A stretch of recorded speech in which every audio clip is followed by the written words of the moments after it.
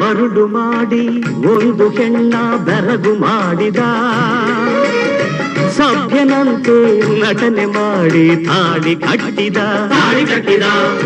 ಹೆಣ್ಣಿನಿಂದ ಹೊಂದ ರಾಶಿ ಬಯಸಿ ನೋಡಿದ,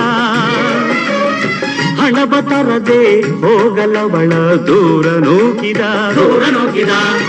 ಅತ್ತೆ ಮಾವರು ಹುಲಿಗಳಾದರು, ಅತ್ತೆ ಮಾವರು ಹುಲಿಗಳಾದರು, ಬಂದ ಸೊಸೆಯನ್ನು ಹೊಡೆದು ಬಡಿದರು. ನಂಬಿ ಬಂದ ಅವಳೆ ಹೆಣ್ಣನ್ನು ನರಕಕ್ಕೆ ನೂಕಿದರು, ಅವಳ ನೆಮ್ಮದಿ ನುಂಗಿದರು. ಇಂಥ ಪಾಪಿಗಳನ್ನ ಏನು ಮಾಡಬೇಕು? ಸುಡಬೇಕು, ಸುಡಬೇಕು, ಗುಂಡಿಟ್ಟು ಸುಡಬೇಕು, ಕಂಡಲ್ಲಿ ಕೊಲ್ಲಬೇಕು.